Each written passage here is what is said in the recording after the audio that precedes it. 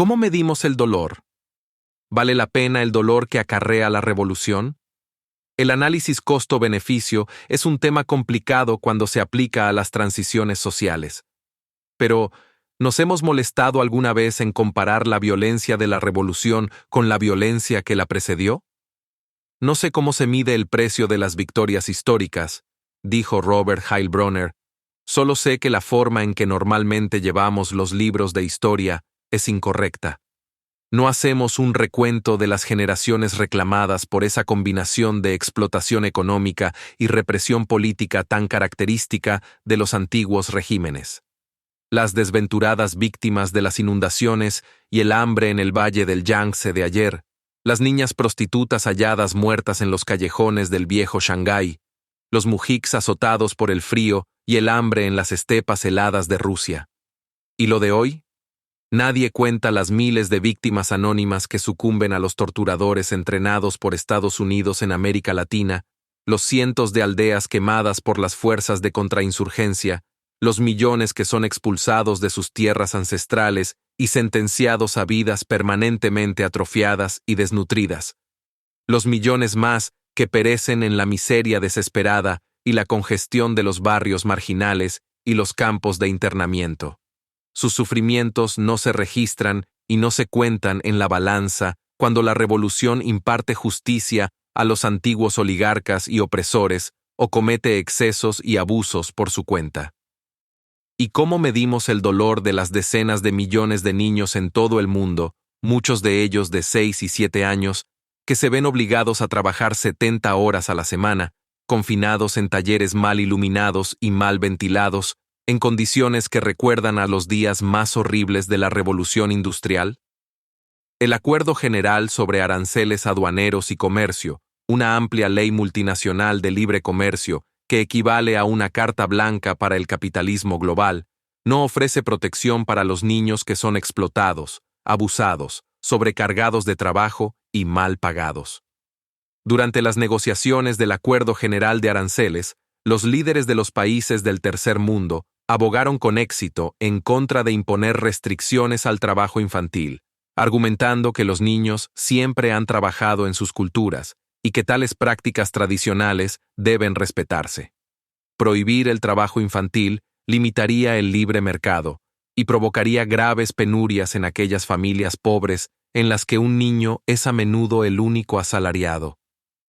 Incluso si podría ser aceptable el trabajo de los niños en las granjas, práctica de larga data, suponiendo que no estén sobrecargados de trabajo y se les permita ir a la escuela, la práctica de encerrarlos en una caja caliente de una fábrica durante 14 horas al día es otra cosa. Además, pueden ser los únicos asalariados, porque los trabajadores adultos han sido despedidos a favor de los niños, que son infinitamente más explotables y proporcionan mayores ganancias a los propietarios de fábricas rentables. Viajando por Cuba en 1959, inmediatamente después del derrocamiento de la dictadura derechista de Batista apoyada por Estados Unidos, Mike Faulkner fue testigo de un espectáculo de pobreza casi absoluta. La población rural vivía en chozas improvisadas sin saneamiento mínimo. Los niños desnutridos andaban descalzos por la tierra y padecían la típica plaga de parásitos, tan común en el tercer mundo. Casi no había médicos ni escuelas. Y durante gran parte del año las familias que dependían únicamente de la zafra estacional de azúcar vivían al borde de la inanición. ¿Cómo se compara esa victimización en la Cuba pre-revolucionaria con la represión mucho más publicitada que vino después de la revolución, cuando los comunistas de Castro ejecutaron a unos pocos cientos de policías asesinos y torturadores del régimen anterior, llevaron al exilio a un puñado de acaparadores elitistas y espantaron a varios opositores de las reformas radicales? Hoy en día, Cuba es un lugar diferente. A pesar de todos sus errores y abusos, la revolución cubana llevó el saneamiento, las escuelas, las clínicas de salud, el empleo, la vivienda y los servicios humanos a un nivel que no se encuentra en la mayor parte del tercer mundo y en muchas partes del primer mundo. La mortalidad infantil en Cuba ha descendido del 60 por cada 1000 en 1960, al 9,7 por cada 1000 en 1991, mientras que la esperanza de vida pasó de 55 años a 75 en ese mismo periodo. La viruela, la malaria, la tuberculosis, la fiebre tifoidea, la poliomielitis y muchas otras enfermedades han sido erradicadas gracias a la mejora de los niveles de vida y los programas de salud pública. Cuba ha disfrutado de un nivel de alfabetización más alto que en los Estados Unidos y una esperanza de vida que se compara bien con las naciones industrializadas avanzadas. Otros pueblos, además del cubano, se han beneficiado. Como lo cuenta Fidel Castro, la Revolución cubana ha enviado maestros, médicos y trabajadores a decenas de países del tercer mundo sin cobrar un centavo. Derramó su propia sangre luchando contra el colonialismo, luchando contra el apartheid y el fascismo. En un momento, teníamos 25,000 estudiantes del tercer mundo estudiando con becas. Todavía tenemos muchos estudiantes becados de África y otros países. Además, nuestro país ha tratado a más niños, 13,000, que fueron víctimas de la tragedia de Chernobyl, que todos los demás países juntos. De eso no hablan, y por eso nos bloquean. El país con más docentes per cápita de todos los países del mundo, incluidos los países desarrollados.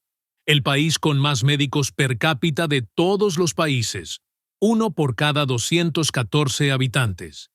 El país con más instructores de arte per cápita de todos los países del mundo.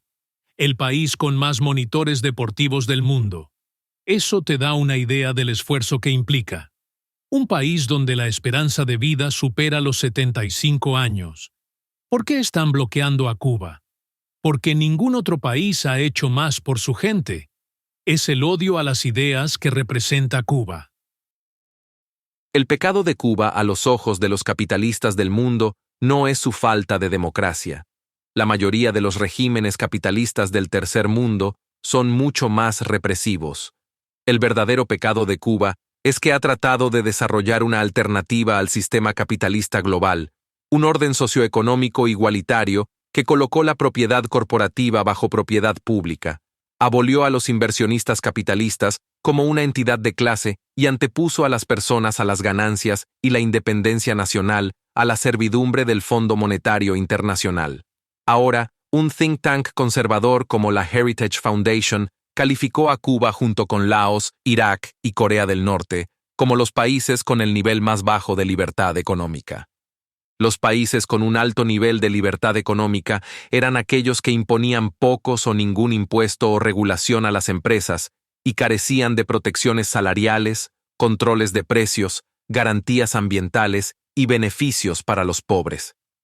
La libertad económica es la verdadera preocupación de conservadores y plutócratas.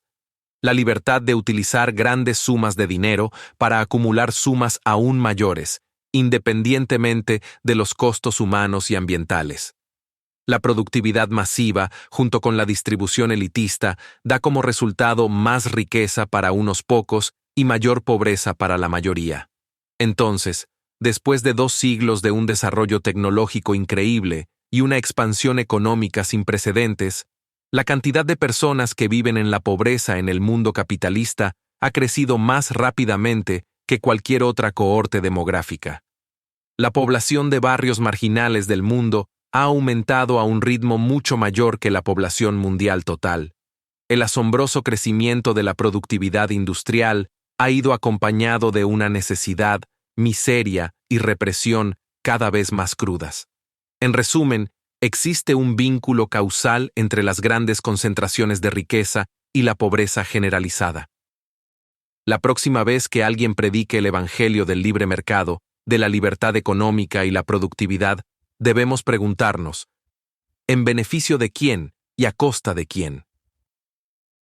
Aquellos que muestran preocupación por las élites derrocadas en el torbellino de la revolución también deben tener en cuenta los cientos de millones más que son aniquilados por la economía reaccionaria. Si todas las rebeliones fueran reprimidas con éxito hoy y para siempre, la violencia contra la humanidad de la autocracia del libre mercado estaría con nosotros con más fuerza que nunca, como de hecho está sucediendo. Por estas razones, Aquellos de nosotros que estamos genuinamente preocupados por la democracia, la justicia social y la supervivencia de nuestro planeta, deberíamos apoyar, en lugar de oponernos, a las revoluciones populares.